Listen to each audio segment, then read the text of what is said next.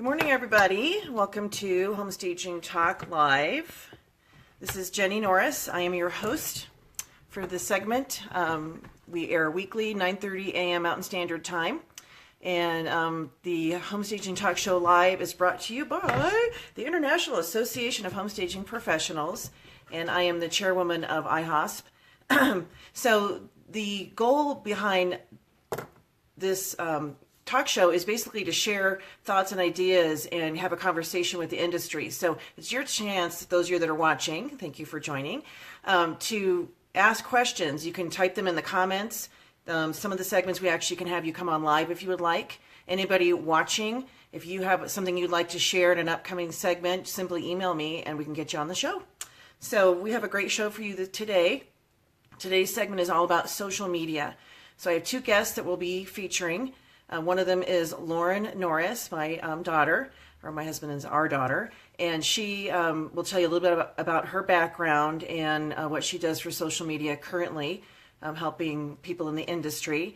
And then the other guest is going to be Carrie Jo Little, and she's actually going to be coming to our conference and speaking on social media to everybody, and she has a business called Smart Girl Media. She's actually a realtor and very involved with Women's Council of Realtors and so forth in the Chicago area. So she's an expert in the field as well. So I hope you all learned something today that can help you with your social media, getting exposure, learning some new things, understanding some of the changes that have happened recently with Facebook, for example.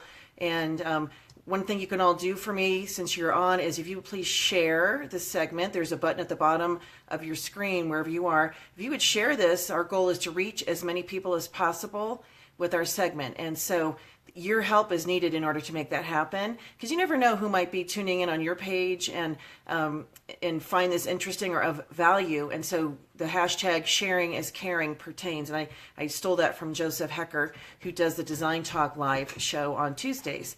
And so if you would be so kind as to share, then we'll reach many, many more people with our segments. So as we talk about social media, and Lauren, if you're there, go ahead and request to join in. I think I saw that you were on. When you think about the different social media platforms, they seem to be changing really, really rapidly as far as which ones you need to be engaging with. And it's sometimes hard to keep track of just where you should be putting your time for your business. So we're going to cover a lot of that today, kind of give you some tips, time savers, because we all have 24 hours in the day. You can't buy back time. We talked about that a couple weeks ago about managing your time better.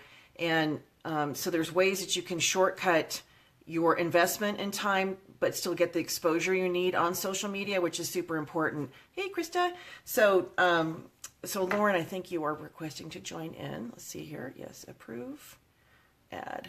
Okay. So,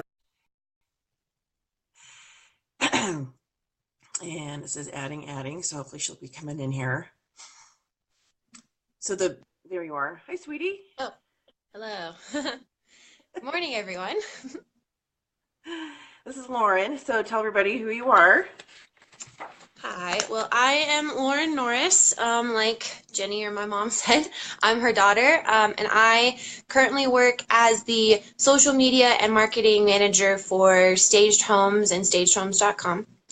And I also have my own social media business where I also work with other individual clients, realtors, small businesses, where I do pretty much the same thing, all their social media marketing and managing just all their accounts and blogs and everything like that. So tell me your background. So you graduated 2 years ago in May. Yes, I graduated in 2016 from CSU. I have a degree in communications with a minor in journalism.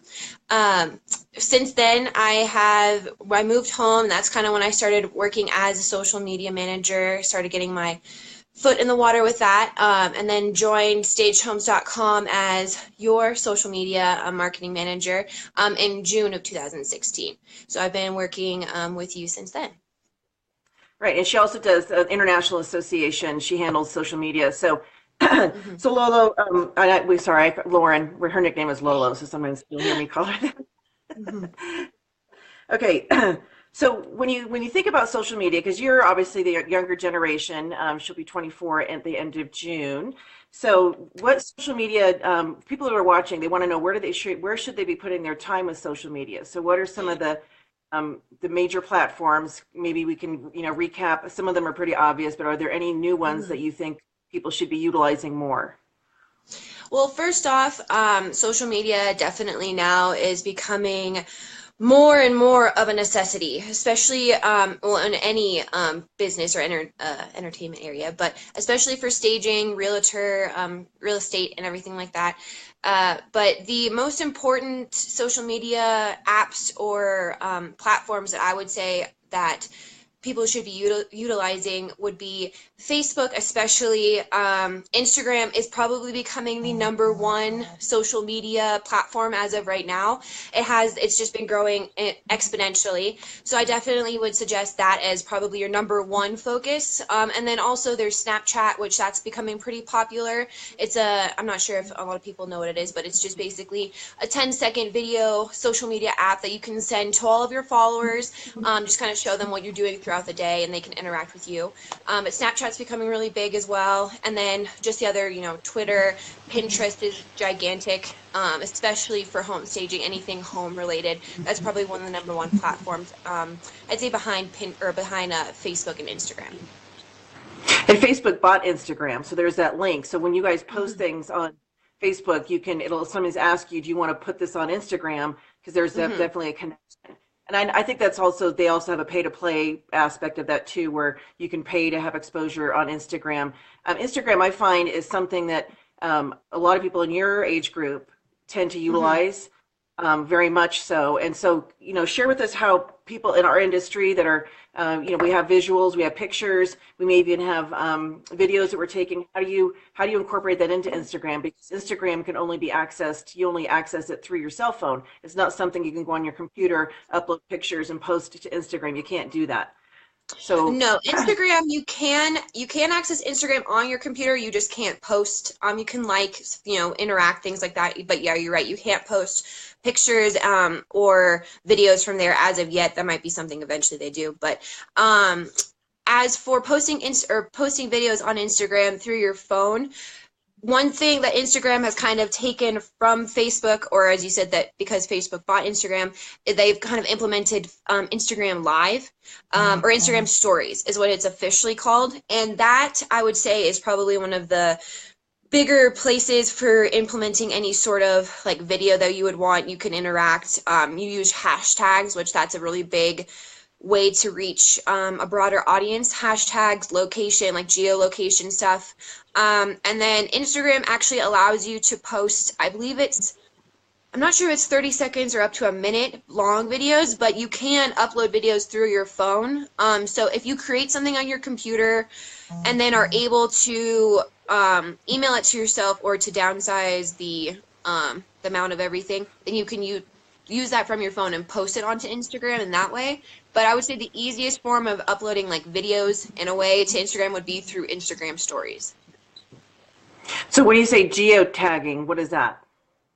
Geotagging is basically just wherever the location that you are, you put that into your picture, post, story, whatever it is. On Instagram, they have multiple options where you can either add specifically, they have like a hashtag type of button that you can kind of push on and then add in your own hashtag, so that's something that's to reach the broader audience. And then they also have a geolocation one where it basically locks on your location, and then post that onto the picture or the video, so that way you can reach people who have been there, are there, or interested in going to that specific place. So just through that, Instagram keeps track of pretty much all of their geotags, and they combine them into it, so people who are looking, who specifically search for either that area, restaurant, location, whatever it is, that they're able to find it all compacted in one little hashtag or geotag.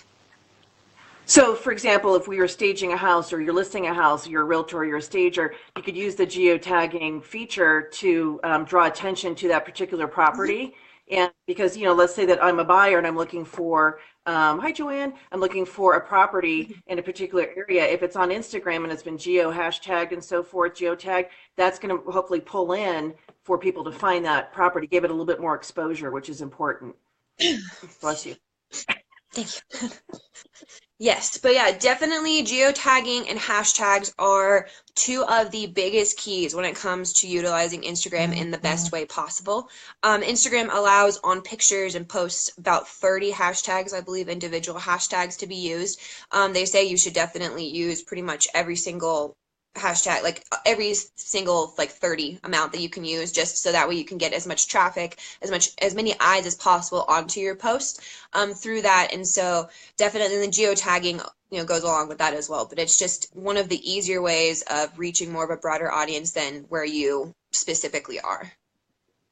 And the hashtagging, it's not just like hashtag home, hashtag staging, hashtag realtor. It should also be something, if people are searching for something in particular, like, a condo in Denver, or, if you post something and you're out, it's just personal, you could even put like hashtag summertime walk or summertime in the mountains or something like that. You could do hashtags that have phrases too. And because that's how people are finding, they're going to put in certain words that they're searching for things on Instagram or even just in Google, and the hashtags will translate into being found. So, Yeah. honey, go ahead.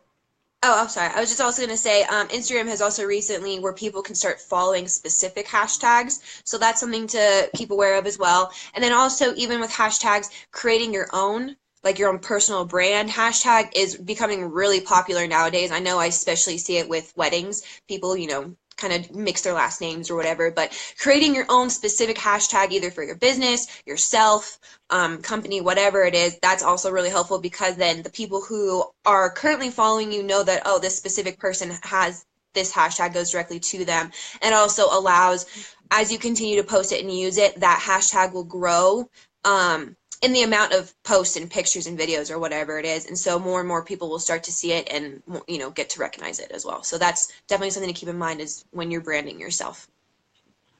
So this might be kind of a dumb question, but I've always kind of wondered with hashtags, like where do they go? I mean, I know like Twitter is all about the hashtag, so like you can lock down a Twitter account, and then if people, my Mm-hmm. understanding is a hashtag your Twitter, like we have iHouse Worldwide, for example, is one of the accounts we have on Twitter. So people Mm-hmm. hashtag that pulls into that platform. But on the hashtagging on Instagram, like, does it go someplace? Is it like all being compiled and I could go and search and see all the different posts, or is it just for searching, search criteria? So it's kind of both. It's search criteria, but it's also within the hashtag. Each hashtag is holding on to every photo or post or video that's using it. So you can almost, yeah, on Instagram, you can search now for a specific hashtag and it'll come up with, depending on how popular it's used, that's a really big thing because you can kind of on Instagram as you're posting and using hashtags, as you're typing it in, the most common, most popular ones will pop up and kind of tell you how many people have used that hashtag. So depending on that, the hashtags, yeah, they save all of the photos and kind of combine them all to create that relevance, that popularity that people are searching for. So it is kind of, it's almost like if you have, like I was saying, with your specific branded hashtag, that'd also be a good way to kind of keep all of your posts, all of the pictures, everything that you have, any announcements, and you can also use it as an engagement thing through with your followers, friends, clients, whatever it is that they can specifically search for that hashtag and see anyone else, not just you who's been posting it, but anyone who's used that hashtag. That picture, video, as I've been saying, will be there basically until the hashtag is taken off. So. And what Lindsay put on your Instagram profile needs to be public in order for the hashtags to be found. So that's the other part of Yep. that. So when you think about that for your business, I mean, I know a lot of people want to keep things private, but Instagram is something that you do want the public to be able to find you and see your posts, and then when you start putting things on Instagram, people will like it. And I don't know most of the people that will favorite or like my Instagram posts, but they're engaging. And so, honey, talk about what are some of the tips you recommend for people to increase their online presence Mm-hmm. using social media? So, yeah, so increasing your online presence, the number one most important thing that I would say is having a website.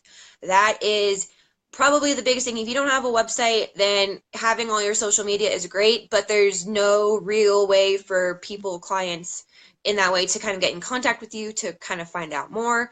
So definitely having a website and a blog that is linked to that website is probably number one. That is the first thing that people should start doing.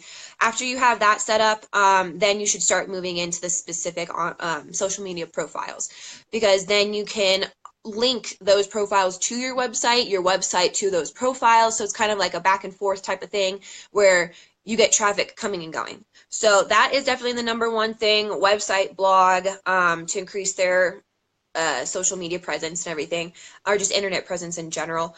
But then I would also say interaction is probably number two.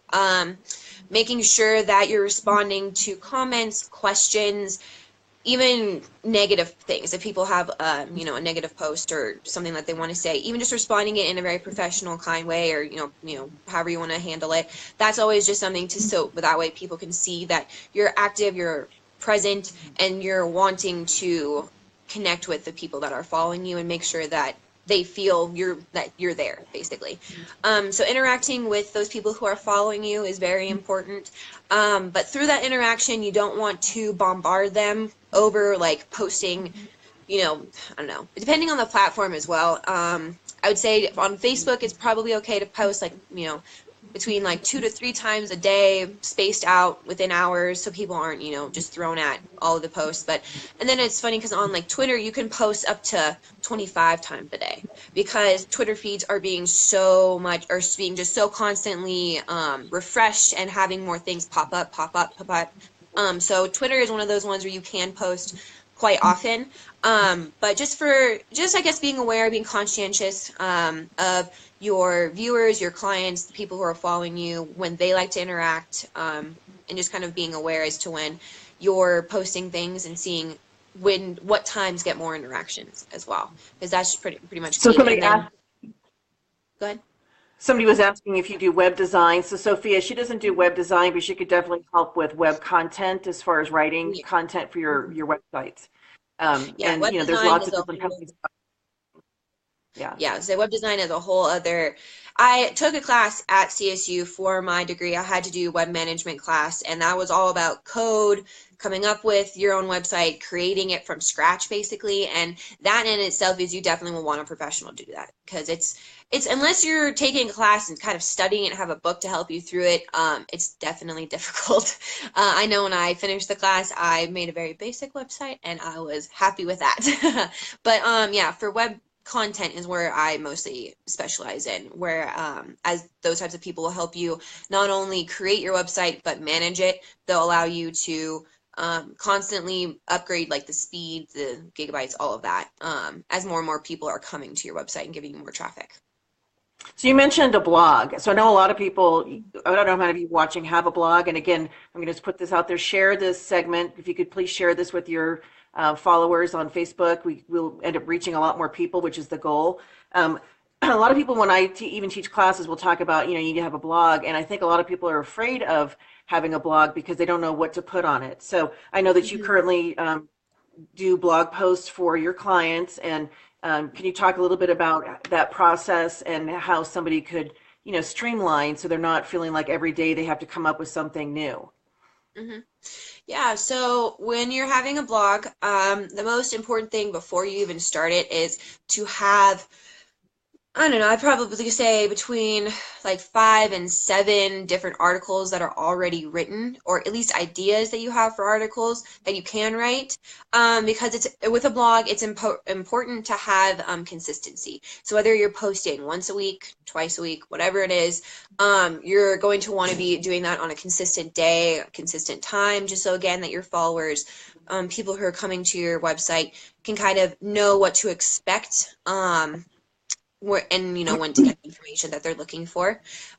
Coming up with specific content for your blog, it honestly just kind of depends on you, your business, what you're interested in, the niche that you're in, what kind of audience you're trying to reach. So, I mean, writing a blog, I know it definitely can seem intimidating. I know I thought so too until I kind of started getting more help with it, more guidance. But it really is just kind of put your mind to it, to the paper or to your computer, come up just with an idea, and from there start writing. Just not even trying to like really think, just kind of, one of my professors would always say, for the first 5 minutes, just blind type. Don't correct yourself, don't spell check or anything like that. Just go from whatever is on your mind, and then from there kind of pick, edit, whatever you need to do.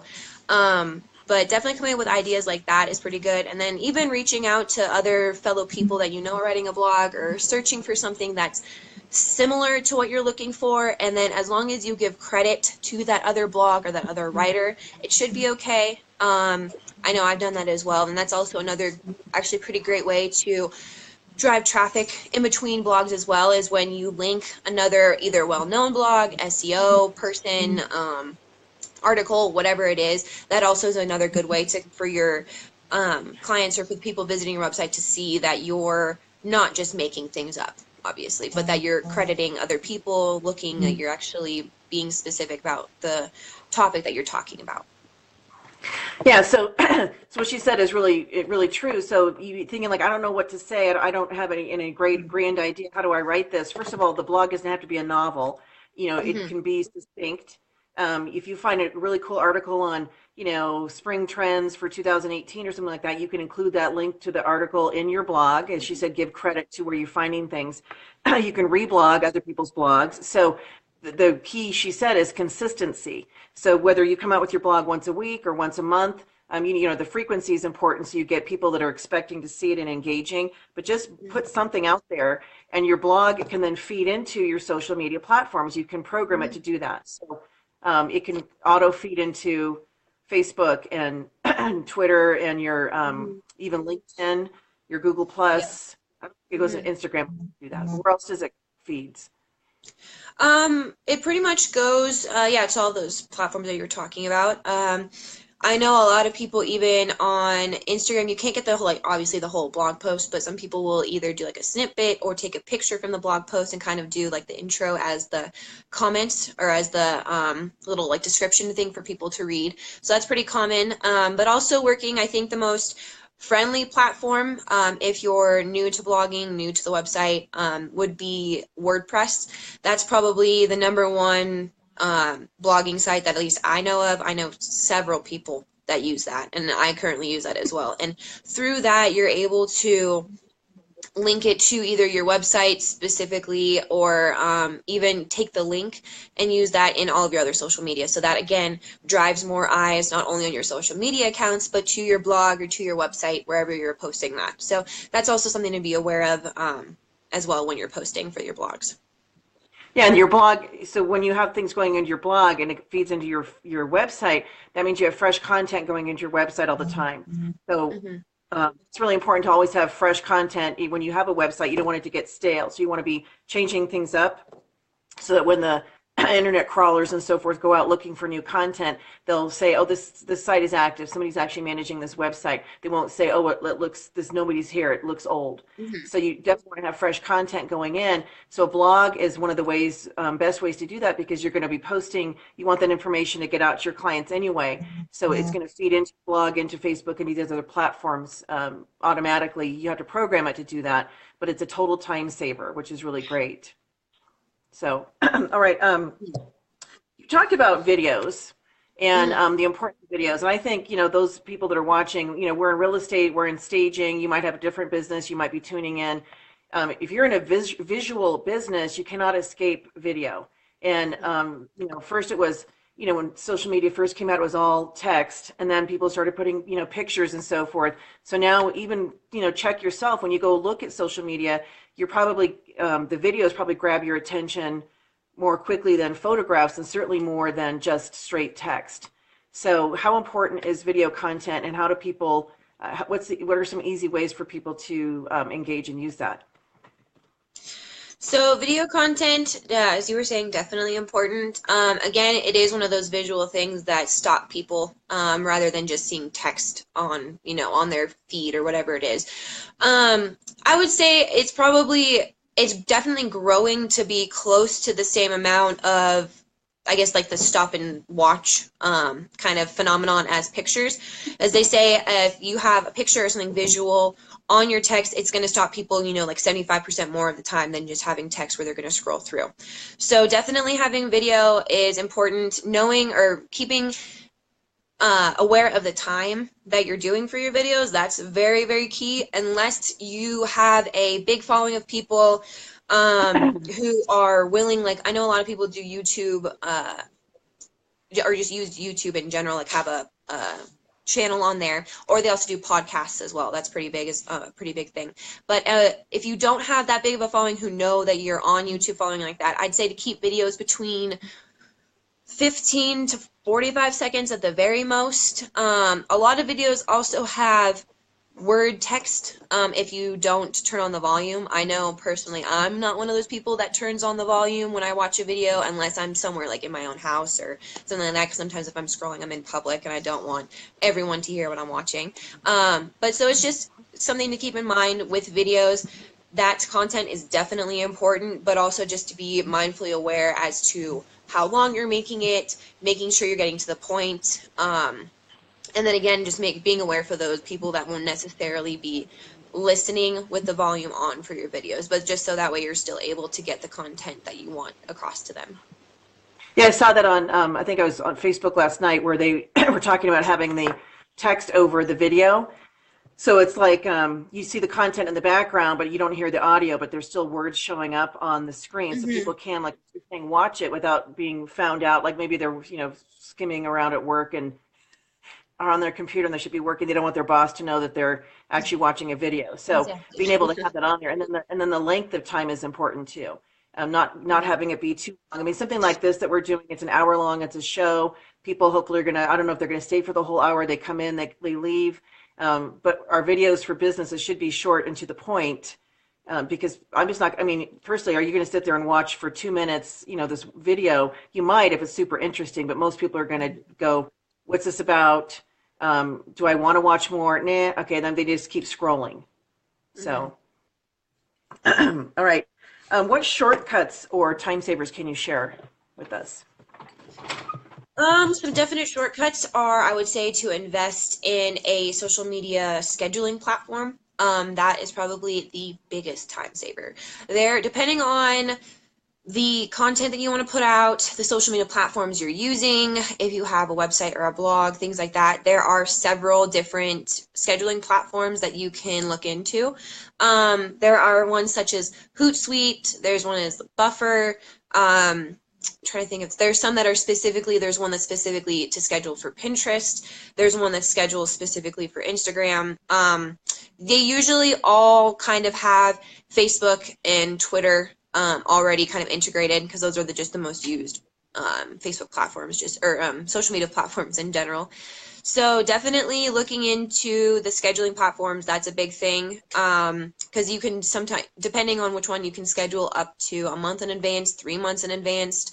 You can do videos, pictures, articles, everything that you would really hope to do through that you can, which is nice.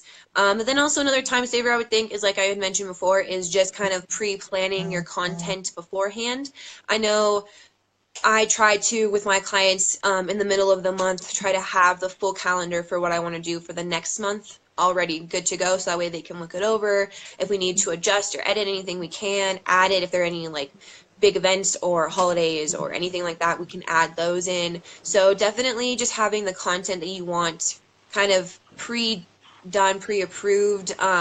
I'd say at least, a week or so before, just that way you give yourself enough time that if there is something that you want to add instead, or a new blog, or move something around, that you're able to. So that's definitely one of the biggest time savers I know for me, because once you kind of have the idea or the hang of everything, it goes super quick. Like you're able to kind of just, with, copy paste in your mind and kind of just go ahead and get everything done and ready as you're going along ahead for the month. So she's talking about the platforms. It's kind of like if you imagine, like you have a wheel, like it's the center hub of a wheel, and you have spokes coming off of it. So you have Hootsuite or Buffer. We use Deliver It also. And so you have your content goes in the hub of the wheel, and then it spokes out to all the different social media platforms. So I think you can have up to 10 under one payment plan, and then you go up to 20 social media platforms. It'll feed out to it, and you can you can either dictate when you want it to go to these different platforms, or it'll just automatically set up a strategy where you don't want it to hit every single platform simultaneously unless you're doing some big announcement. So I've done that, but otherwise it'll kind of spread out the timing. So maybe it'll hit your Facebook page, and then a couple hours later it'll go to Instagram, or not Instagram, LinkedIn. You have different platforms. You can set the timing for that with these Deliverit, Buffer, Hootsuite, and so you have to pay it as a subscription, but it's well worth it because you figure how much is your time worth. If you had to go to 10 different platforms and post the same thing over and over again, which before these came out, that's what we were doing, that takes a lot of time. And so just having it be able to post in one place and have it disseminate out to multiple social media platforms is really, really valuable. All right, honey. So anything else you want to share? I think we covered a lot of everything that is pretty important when it comes to starting your own kind of social media blog, website, whatever it comes to. But I don't know, I would just say for the most part, the most important thing when it comes to having a good social media platform, good blog, website, getting enough eyes is just consistency. Literally, consistency is key. Making sure that you're posting enough, posting at the right times, and something that I had forgotten to go into, but I'm sure people, you can look into it as well, is there are specific times when it's better to post on platforms. So for LinkedIn, it's like 5 to 7 in the morning, and then 5 to 7 at night. But Pinterest, you can be posting from 8 to midnight, and that's when most people are there. Instagram is something you can be posting all day. Same with Twitter, and Facebook is kind of more like lunchtime type of stuff. But so that's just something also to keep in mind. But consistency being making sure you have your content ready, and just interacting with your followers and clients and everything like that, just to make sure that they feel a part of your platform and all of that. But other than that, I think we covered a lot of good stuff about social media. Yeah, it's awesome.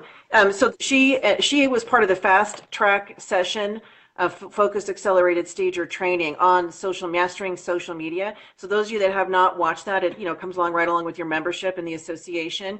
Definitely tune into that. It's only an hour long, and we go through all the different platforms. We do cover, time for postings and give people ideas about where you should be investing your time. We go over some of the platforms like Hootsuite and so forth. So that's the fast track session on mastering social media. So thank you for joining us, Lauren. So I'm so proud of you. So smart. Oh, thanks. Have a good rest of your day, everyone. It's good to talk with you. Yeah. Thanks, honey. Bye. Bye. Proud mother moment. All right. So now, Carrie, if you're on, if you want to request to join, I saw that you were watching earlier. So Carrie Jo Little, we're going to have come on, and she is going to share with us some additional information about social media. And Carrie, as I shared earlier, she is the owner of Smart Girl Media. And let's see, this is her. Approve. Add. Okay. So she'll be joining us. Uh-oh. It's not working, Carrie. No, curses. Okay, it says I'm trying to add you, Carrie, and it's just not working. So approve. I'm going to X you out and try to come back in again, Carrie. Okay. All right. Try to come back in, because I was trying to add you, it wasn't doing anything, and that's sometimes Facebook gets glitchy. I know. So try to request to come back in, Carrie. Do the little. You may have to leave and then come back, because when I was trying to add you, Facebook wasn't adding you. It just kept the little request thing, even though I said add on there. So let's see if we can do it. You may have to get out of Facebook and come back in. So Carrie's going to be joining us for the conference in the fall. So those of you that are watching, again, please share this segment with everybody on, if you share it on your profile, we'll reach many more people, which will be exciting. And Carrie's going to be speaking at our conference in October. Okay, let's try this. All right, adding. Yay. Okay. Really excited to have her joining us. I saw her for the first time. She, I cleaned up. We test drove this yesterday. We were both like, we got to put some makeup on. trying to adjust a little bit, see if I can get my lights okay. All right. So I first saw Carrie at our Midwest Regional IHOSP conference in October in Chicago, and She came and shared, and she's so knowledgeable. So really, really excited to have her coming to Charlotte in the fall to share at our conference. And so thank you for joining us today, Carrie. Super. Joe, Carrie Joe. Yeah, so tell us who you are and a little bit about your background. Okay, here we go. So I am Carrie Little. People, if you know me as Carrie Joe, you've known me for a long time. You all often say Carrie Joe Little because my name is Carrie Little, and I had to like distinguish myself from all the other Carrie Littles, so that's why I did that. So I've been a real estate agent since 2001. I recently started my own company in March of 2017. So Caremark Realty Group. I've been doing it for a long time. I have a bachelor's degree in business administration. I'm a certified paralegal, and I have a master's degree in digital marketing and analytics. I have a background in commercial. I work for one of the largest real estate holders in the world. Some of you know them as you would drive by and they would go, Fry's. I work for McDonald's. I worked for a NEC Technologies. I've produced a television program for a nonprofit. And my secret is that if I could have, when I went to college, I went to be a fashion designer. In high school, I couldn't type. So I learned how to sew. So I can sew anything. That's my kind of little tip. So yeah, well, you're. And in addition to that, I speak to over 5,000 real estate agents a year. I travel all over the United States. I'm a 2-time speaker for the National Association of Realtors. I write continuing ed for our industry. So, and it's really technology. That's what I teach. I come from technology, so it comes really easy to me. She's got quite an impressive background. And so you and your husband you have the real estate company together. So her husband's name is Mark. So Caremark Realty. He's right. Was awesome. Where is he? I got him in the back. I got him recording me. He's taking. Oh, okay, so filming. Right. That's awesome. So, when you talk about social media, I know you specialize in. You said Facebook Live and these different platforms, and you were so helpful at the conference talking about where people need to be putting their time. So talk about some of the top 3 platforms or things that people should be doing for social media. Where would you advise somebody who is currently in it or maybe just afraid to really delve in? What do you recommend? Okay, so I would actually recommend, if you are not on social media, I would say pick one based on your age group. Because if you're not using social media, you need to go where your group is. Because if you come to Facebook today, that's where my group is. But you're that next generation, or you're the I generation, which is the younger, really younger generation. They're not using Facebook like we are. Like my daughter, the one that's at Iowa State, she told me Facebook is for old people. Now she may go back to Facebook, but that's not where her network is. They are truly using Reddit, Instagram, and Snapchat, and they use Reddit to learn. They get the news faster than us. So I would say go where your network is. And if you're already using social media, I would definitely, if I'm using Facebook because that's where I started, I would take a step back and I would start looking at other platforms of where my network might be. Now, I use Instagram on purpose, but the truth is I get more business from Facebook. I get more engagement from Twitter and LinkedIn because I'm a speaker. But I also, believe it or not, I get more business from Snapchat. So I would say go where your network is. Think about who you engage with. And then if you're not sure what that network is, I Googled it. You can go to Pew Research, and those that are over the age of 45, Facebook, that next generation, even the older millennials are using Facebook and Instagram more. But those next generations, they want it now. They want it fast. And they're not even watching regular TV. They're on YouTube. So I would say go where your network is. Which is really important because it's not only for our own age group, like we want to engage with our colleagues and so forth, but it's also think about who your target client is. Right. So we're all aging. Everybody gets older, and so we can't be stuck in our ways and say, well, I'm not going to learn Reddit, or I'm not going to do anything on Instagram or Snapchat, or I don't want to learn those things. Well, then we're missing out on the younger millennials, and then the I generation or Gen Z, they're plugged in generation. You got to go where they are, because they're going to start being the ones buying houses. If you figure those kids are young to maybe 22, 23 years old, so they're going to start entering the force of purchasing houses. I mean, millennials are still the number one demographic purchasing houses because they're a large demographic. But right behind them is the I generation, and so you have to go where they are. You can't expect them to find you. Yeah, so I think that's very smart. Email. My kids tell me they check email only if they have to, and even in college, they're using WhatsApp. They're using their tools, their apps to actually have a conversation. And I recently did research, and our network, we use this, and we go to Safari to check Facebook. We don't go to the apps. We are truly browser driven. That's why we use laptops. That's why we use computers, because that's what we know. That's what we were kind of forced into technology, but that next generation, anyone that's the age of 29 has always known the internet. And if the average age of the median age of a home buyer is 32, our average age as realtors is 52. Wow. There's a huge gap. And people that, even with social media, when you get over the age of 50, the percentages of who's actually on those social platforms, it goes down. So what does that mean? Real estate agents, even stagers, have to reinvent themselves. We have to become what the next generation is. So we have something in common, right? We're both twins. So my sister, so we're kind of looking forward to seeing the Property Brothers because we can relate. Yeah. My twin is a principal of a school, and she's in a STEM school. So that's science and technology. And they teach kids how to learn, how to figure it out. They're the figure it out generation. Whenever I teach real estate agents, I judge the room based on who's on Facebook, LinkedIn, and then I just go straight to Snapchat.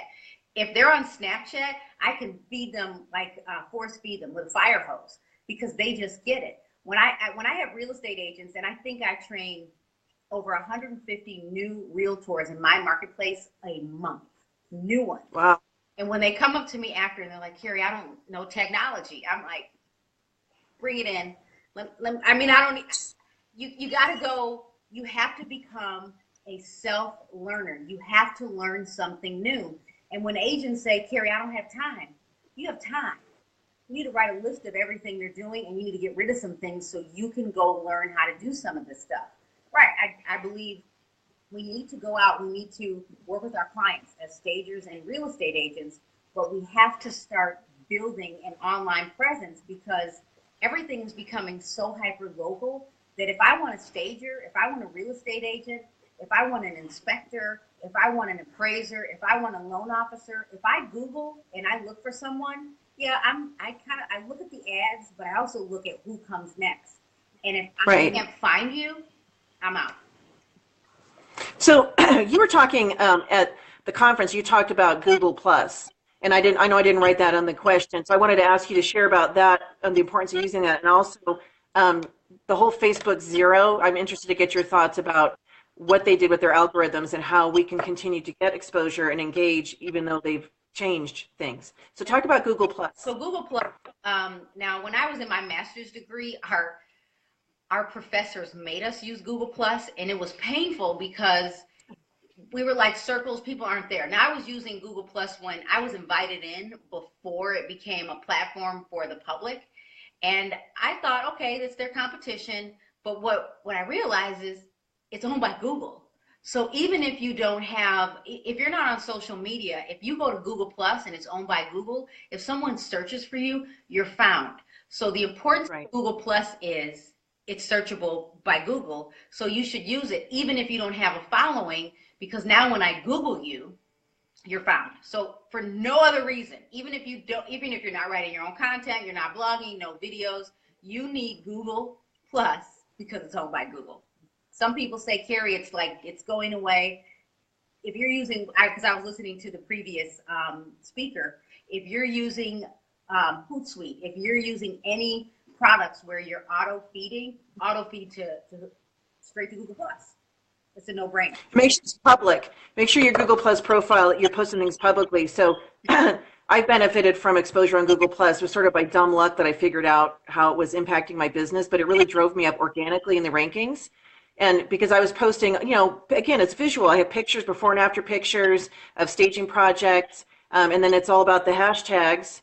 So hashtag, Denver, hashtag Colorado, hashtag home, hashtag stager. So if people type in home stager Denver, because I have hashtags and content on Google Plus publicly, I show up. And I don't pay for that exposure. So those of you that, I know this circles thing was sort of an epic fail. They were trying to compete with Facebook. So I don't care about the circles, but it is your public profile and public presence on Google Plus that will help you get exposure. She's absolutely right. So I know it's one more thing to add to the mix, but it's super important. Yeah, and we know the hashtags were created by a gentleman that worked for Twitter to group the conversation, so people didn't have to search all over Twitter. But hashtags are searchable on Google. So even if you watched Roseanne last night, it was hysterical. If you just engaged in that conversation and you threw in a hashtag for Denver or Illinois or real estate agent or house hunting or look for me, people will find you in that conversation. Why wouldn't we use hashtags? Because they're now searchable on Google. People are using them on LinkedIn, still trying to figure that out, but that's a different conversation. Yeah.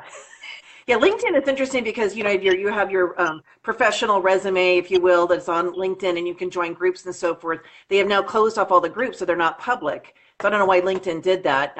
You can you can join a lot of different, I think up to 30 different groups and post things and engage with people. So they kind of closed it off so people can't. It's not as easy to find people or find content. So I'm not really sure what the goal was behind that, which kind of brings me to the Facebook Zero. And this was several months ago. This came out, so I know you probably can explain it a lot better than I can. So share with our audience what that's all about. Okay, so we know about what happened with the data. We know everything that's in the news. We know that Facebook is really being scrutinized right now because of all of the data that was put out there or taken to actually target people during the elections. Okay, I just wanted you to vote. So what happened is Facebook now has changed their algorithms to actually bring the conversation tighter. Now, when I started using Facebook really became public for us in 2006. I became a user in 2008 in Facebook, and it was really, the only reason is because the admin in my office at the time said, Carrie, you need Facebook because you need to have your listings on Facebook. And I was like, no, look, I'm on MySpace and I'm only there because I need to see what my kid is doing. And she was like, no, really? She was 20. So I was like, okay. So back then, Facebook was really to engage with the people you went to high school with, to college with, your friends, your family. And that's what Facebook was really for. As agents, there was a section for us on our personal pages to put our listings there. And I was like, this is cool. Everybody will know I'm a real estate agent. But the truth is the goal was to actually build stronger relationships within our own community. So for those of us that are frustrated that people don't see us anymore, we just really went back to the original goal of what Facebook was trying to do. So this is how I would say it, how I would explain the change. When I became a real estate agent, when I actually went into the workforce when I was a teen, we met people, we talked to people. This, by the way, was when we didn't have these things. So when we actually looked up and had a conversation, when we didn't walk, our version of a smartphone was to have a cord that went from the kitchen all the way up to the second floor of the house. I totally remember that. Phone, it was really smart. I think my husband still has a brick phone somewhere. So the point is, if you go to a networking event today and we meet for the first time, the smart thing for me to do is to engage with you. Maybe grab your business card, throw them in Evernote, connect with them on LinkedIn because you can do that instantaneously. Then now I connect with you on social media, we're more likely to engage. So the big thing for us in this industry, in the real estate industry, anyone that's working in our industry, is we have to actually have a conversation online. there's no more of this just like it. I remember going into the office or training, and managing brokers would say, you need to like everything. I'm like, really? That's like me walking into a networking event and just saying, here's my card, here's my card, here's my card. It's weird.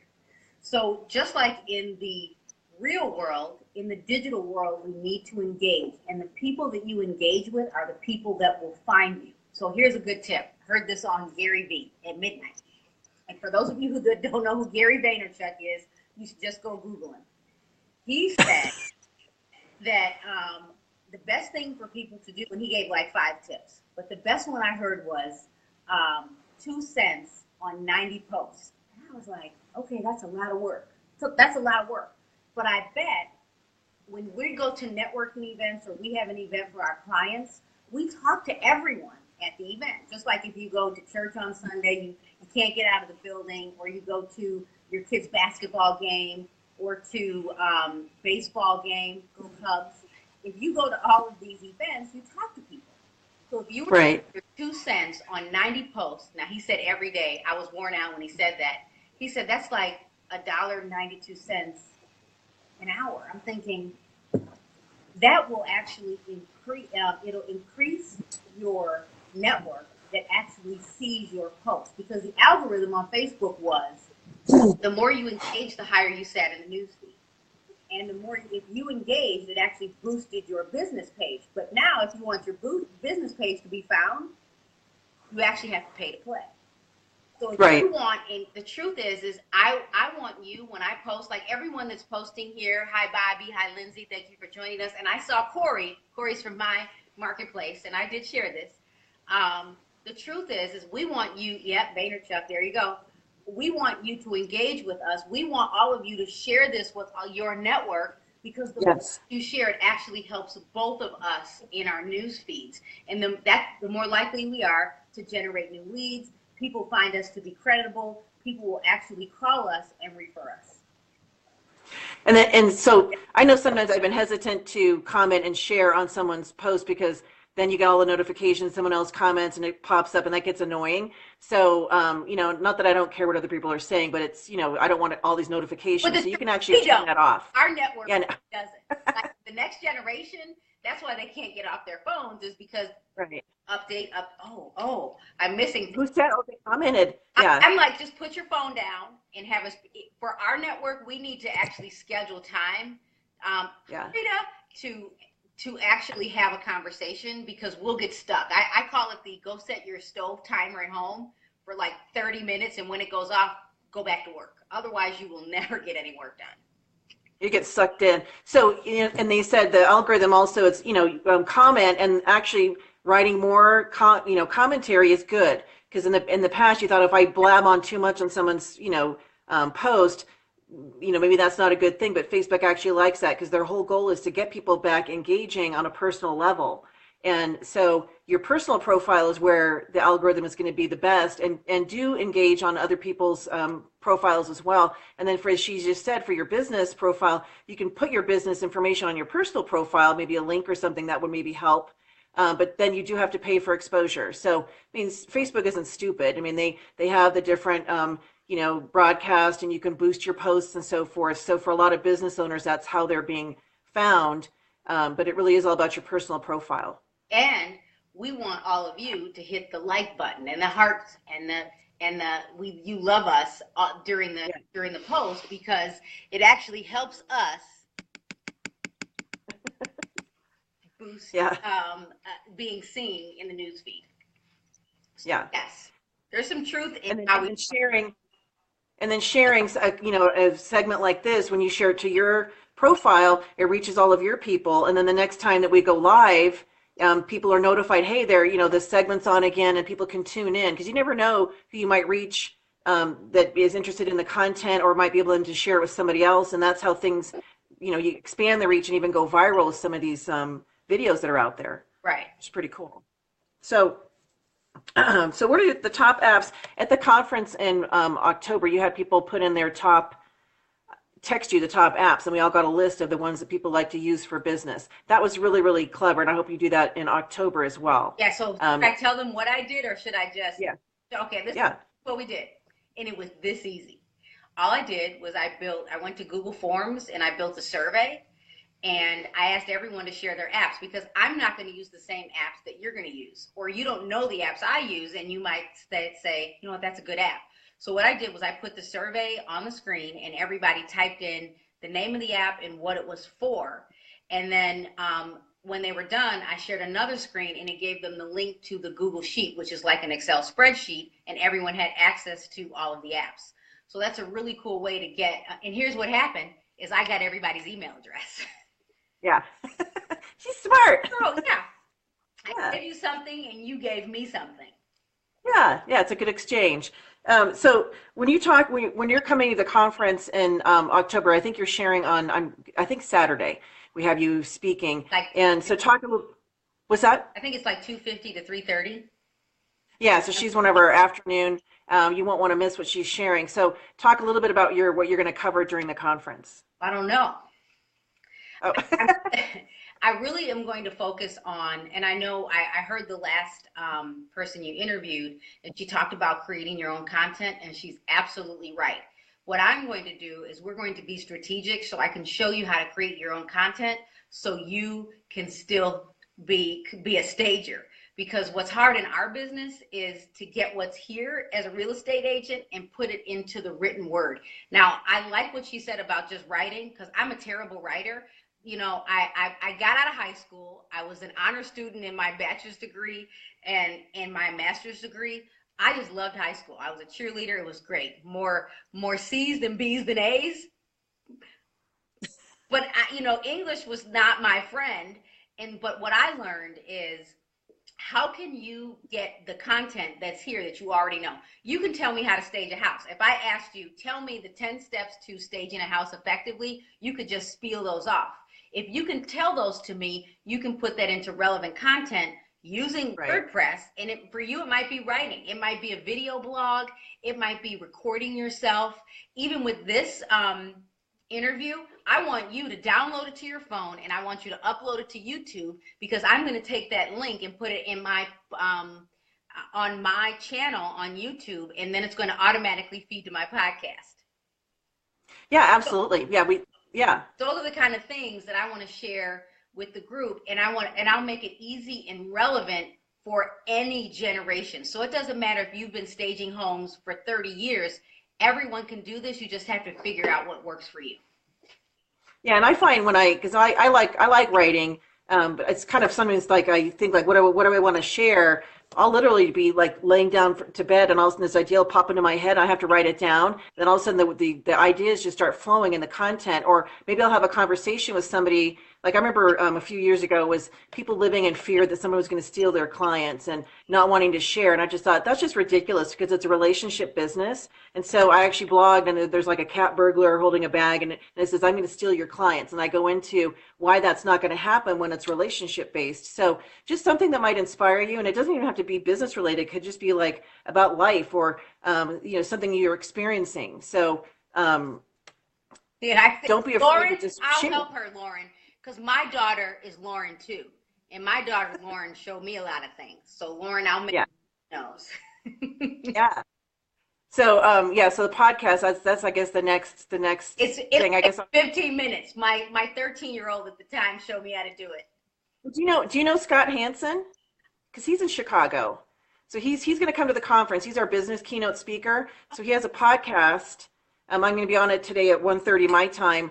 And so that'll be the second time I've been on a podcast. So I'll have to learn the ropes. But he's coming to the conference, and he's not like realtor stager. He's just business person, a business coach. But he's he's in Chicago as well. So you guys can connect. Yeah, okay. I'll make sure I find him. But we need to have another session with just you and me. Yeah. You'll have a podcast. Awesome. Right. Well, I so appreciate you being with us. Well, wait. Time went so. I know you have to go, but I want to share some apps that I think everybody should Yes, use, please. because they're a little bit different than social media. As a stager, all of you need Ripple, RIPL, and Ripple. So and by the way, when you go to your staging event, when you go to stage a house, and we have a cousin that's a stager, we're like, you should go fully dressed, cute, sharp, and then throw your sweatsuit on. because then you can take photos, the before, and then you go into your sweatsuit and then take all your photos, redesign the whole house. And then when you have Ripple, when you're finished, you can create a quick 30-second video that you can upload right to your social media. So everyone needs Ripple. There is a fee for that, but there's a free version and an upgraded version. I think everyone needs Canva, because Canva, when you build it on your computer, I'm going to my computer. I don't have on my glasses, so I can't even. This is interesting. Because I got. I can pick mine out too. Like you're a blur now. I'm like, right. Where's Carrie? I can sort of see Lauren.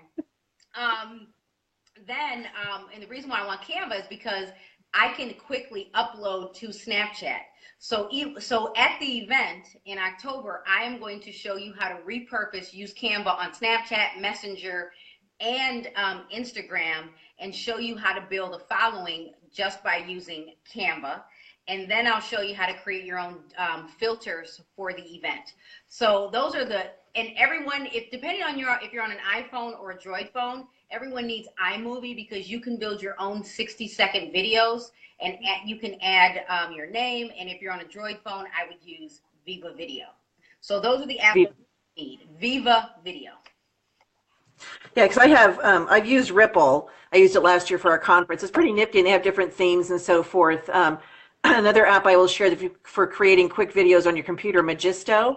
I've been using that to create some of the promotional videos. Super easy to use. They have different designs, like you can do like different themes that show how the photographs or video content you're importing into it, changes. They have music, so it's really a quick way to make a video.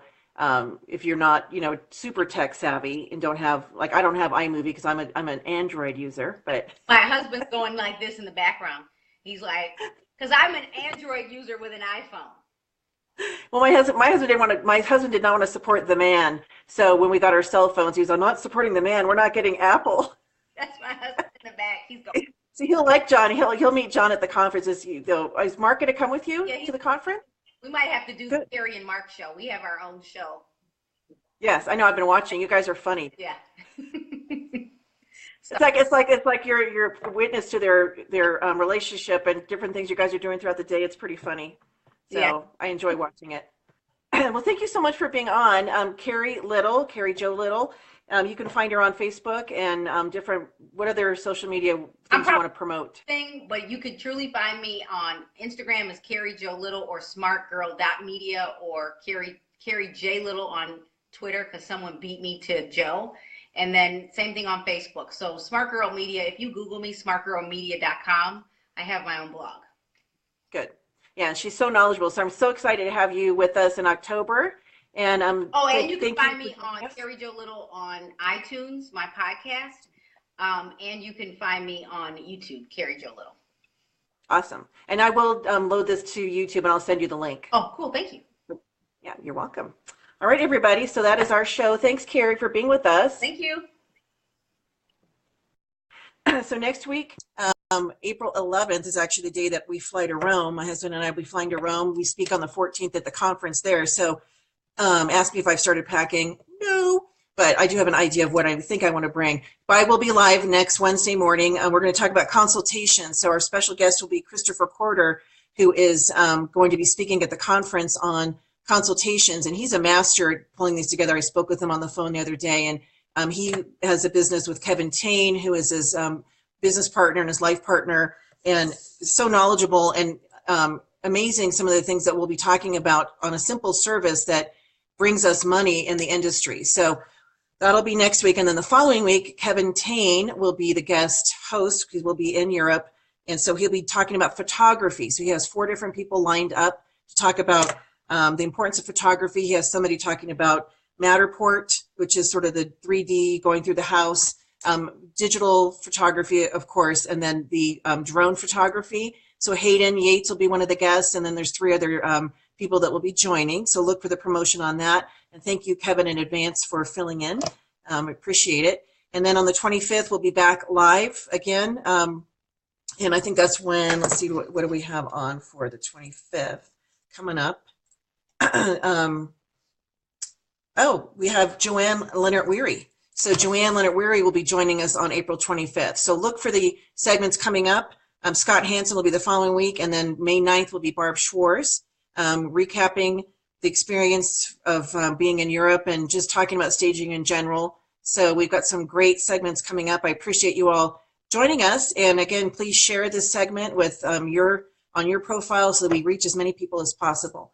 So until next week, you guys have a great rest of your week and get productive in your businesses. Thanks so much for joining us. Bye.